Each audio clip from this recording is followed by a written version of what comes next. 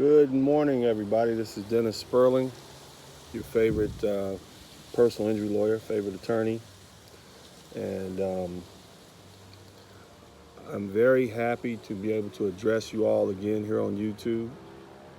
I understand that this is a forum by which people now communicate and transfer information, and I'm happy to be part of that.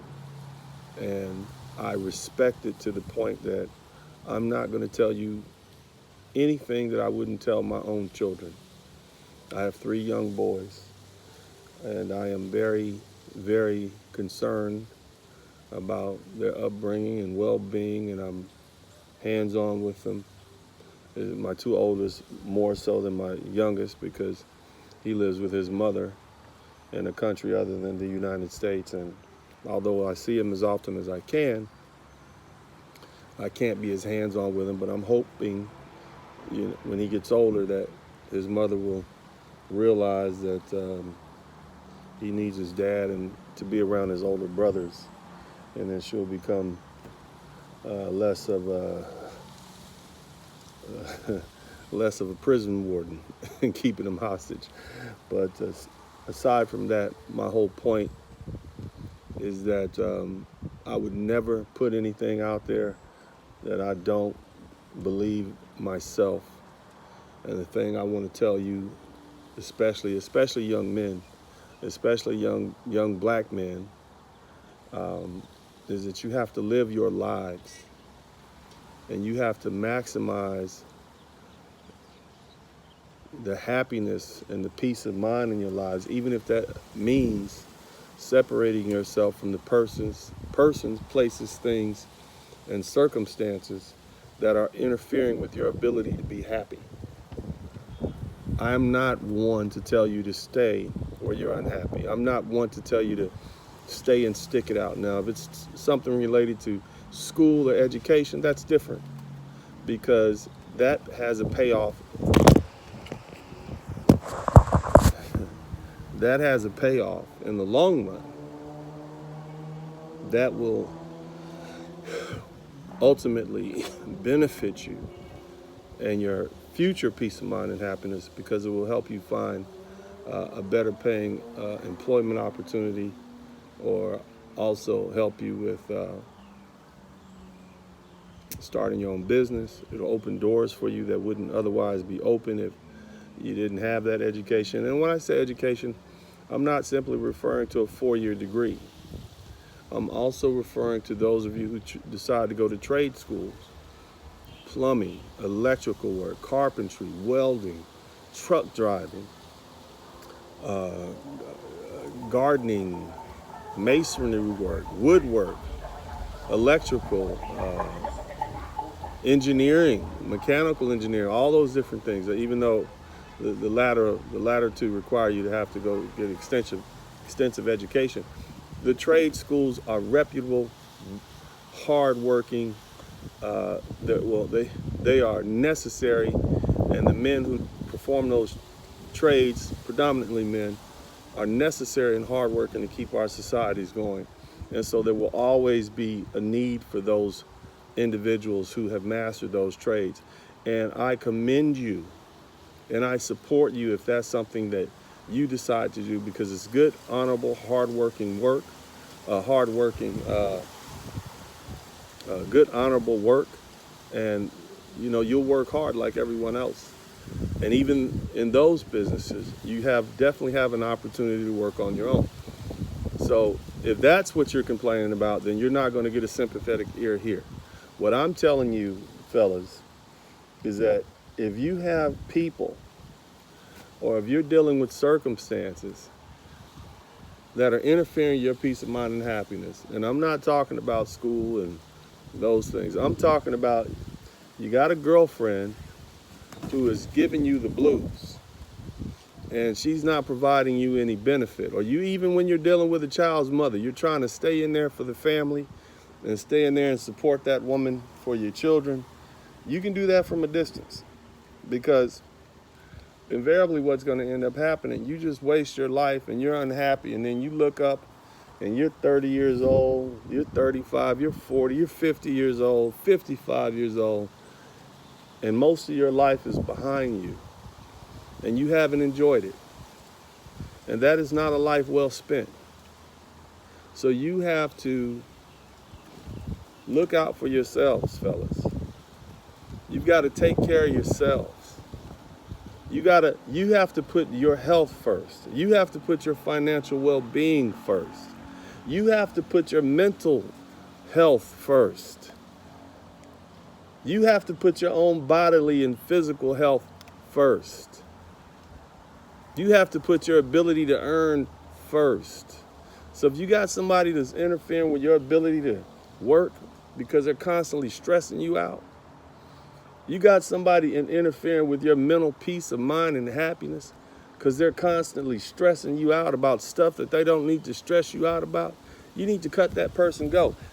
Let that person go. And I don't care if it's your family or friend or a child. I don't care if it's your wife. And ladies, if you're listening, I don't care if it's your husband. Because you came into this world by yourself. And you're going to leave by yourself. And what you don't want to happen is somebody to put you out of this world prematurely because you decided to tolerate them, even though they were intolerable. And I'm not asking you to pass judgment on people, because I promise you, the same person that you can't stand, there's someone else who will love their dirty draws. And that's okay. What I tell people in my books, Rules to Live By, How to Maintain Peace of Mind and Happiness in a Conflicted World, is that lions should be with lions and snakes should be with snakes. Now, that's not some covert attempt to talk about race, and I'm not alleging anyone. I'm talking about human beings who are like-minded need to be together. Because, see, snakes understand other snakes, and they can tolerate other snakes. And the snakes have an anti-venom that counteracts the bites from the other snakes. So that's not a problem. They can deal with that. Backstabbing, talking behind your back, sneaky. Those are snake people. Leave them alone. If you're a lion, you're up, you're out, you're wide open, you're not really into all that sneaky stuff. You know, you tell people how it is, you're straightforward. You need to make sure you recognize that about yourself and recognize those as your qualities, and go find some people like you to be around. If you're a woman and you're a lioness and you're married to a snake of a man, you need to leave him alone, and vice versa. You need to leave people alone that shouldn't be in your life. You need to leave things alone that shouldn't be yours. You're trying to buy a car that costs an excessive amount of money and you can't really afford it and it's stressing you out. You need to give that card back to the bank because it's taking years off your life. That's what I'm telling you, folks. You need to separate yourself from the persons, places, things, and circumstances that are interfering with your peace of mind and happiness. And if you don't, they will destroy you, and they will make your life here on earth hell on earth. And I promise you this, you got a better chance of creating a heaven on earth than you do of getting in the heaven that we read about in the Bible. I promise you that. Look at the odds. Didn't they say only 144,000 are going to make it, and there's 8 billion people on this earth? So you might as well go ahead and create your heaven here. And part of that is separating yourself from people that are giving you hell. Separate yourself from the things that are giving you hell. That house you can't afford. That car you can't afford. That woman you can't afford. Ladies, that man you can't deal with. Leave those people alone. Let them go where they be. Because, see, when you're trying to hold on to something that's not meant for you, it's going to give you hell. Instead, let that go and go find what you're supposed to have, because you can't pick up God's blessings that he has for you as long as you're trying to hold on to something that's not meant for you. That's also something I talk about in my book, my series of books, Rules to Live By, volumes 1 through 3. And take this stuff serious, because these are hard-learned lessons that I watch other people learn the hard way, that I avoided, which is why I'm able to live the way I do, which is why it seems like I just really don't care. Yesterday I had a pool party with 8 beautiful women here, and we had a great time. I put a couple pictures up on Facebook. I took them down, but I put them up oftentimes because, hell, if I don't put something up, people will make up stuff for what I'm doing. You guys probably remember that from the 48 Laws of Power book I highly recommend. And I read that almost 20 years ago when I was in law school. And I understand the principles in it. I just personally don't like some of the ideology in it because when you really read those rules, they're demonic. And that's why in my book, I purposely and intentionally use the Holy Bible, the King James Version of the Bible, as a reference point to show you that the rules, that the universal rules to live by that I maintain, that I use, are also supported by biblical reference. And so because of that, hey, this is God's law. And so if that's where your moral compass points to, I'm showing you in the Holy Bible where this is perfectly acceptable to separate yourself from people that give you hell. Look at what the Bible says about Jesus Christ when he went to his hometown. There's a quote that says, a prophet is loved in the whole world except his own place, except his own hometown. And I paraphrase that, but the story goes that Jesus Christ went to his hometown and he couldn't even do any miracles because there were so many detractors and haters there. The man couldn't even do miracles. This is Jesus Christ, God's son, the anointed one. He couldn't even perform any miracles. And they ran him out of there and tried to kill him. So that lets you know you're not alone. Leave those people, leave those things, leave those places alone. If you living in a town that you just have no luck, can't find a job, people giving you the blues, you're always being harassed, you need to get out that town. You need to find you somewhere else to live. There are plenty of places on this planet where you can live, people, new places. If you don't like your family, go find another family. Go find somebody else to be family-like too. And that's just it. Just because you were born in a certain family doesn't mean that you're going to be able to get along with those people. And if they're giving you hell, if y'all find yourselves constantly backbiting and fighting each other, don't try and force that. Just go about your business. Live your life because you have one life to live. And I know that's a hard thing for people to say. How can I leave my family? No, you are God's child. God wanted you to be here. Those people, your mother and your father, you simply passed through those people. But you came from God. And that's what you need to understand. Those people did not give you that. They crafted your flesh, but God is who put the spirit and the energy in you, that eternal energy from the source that all energy comes from. That's who is in you. And that's where you get that from. So you need to erase what you've heard. You're all God's children. Remember that. And once you accept that, you'll recognize we're all one family on this earth. So go meet some new ones.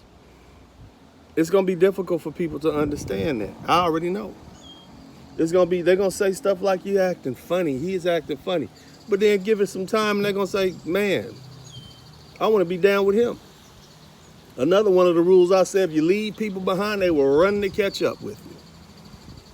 That's another one of my rules in the book series, Rules to Live By, How to Maintain Peace of Mind and Happiness in a Conflicted World. That's another one. I'm dropping jewels in there, and I can't fully take credit for it because I really just sat up and start writing about my life and start writing about the lessons that I learned in my life and the things that I've had to do and the results of those things. What was the circumstance? What happened? Some hard decisions were made, and I had to deal with it, and I dealt with it. And I basically give you all a play-by-play, and I help you develop the rules that I live by to get to where I am at this point. And I'm not saying that my exact way of handling things at the time I handle it would work perfectly for you, but what I do teach you is how to recognize conflict, how to categorize the different kinds of conflict, be it spiritual, intellectual, emotional, physical, and then how to resolve that conflict. Now, that doesn't mean it's an ideal answer. That means I'm teaching you how to resolve the conflict. That's it. How to resolve it. And that's it. That's what the books are about. But in the meantime, fellas, I need you guys to live your life. Ladies and gentlemen, Fellas, ladies, you need to live your lives and not live for other people. That's what you need to do. Focus on living your best life, as the young comedian singer Duvall says. Live your best life. And don't worry about anybody else, because I promise you, they're not worrying about you. The one thing you will notice about people who are successful, they're really not too concerned about what other people think. They're not. They don't really care. They're not really concerned about impressing you, and they're really just living their lives. And we call them amazing for that. Dynamic, so to speak. So that's my message for you all. I hope this helps you all get through your week.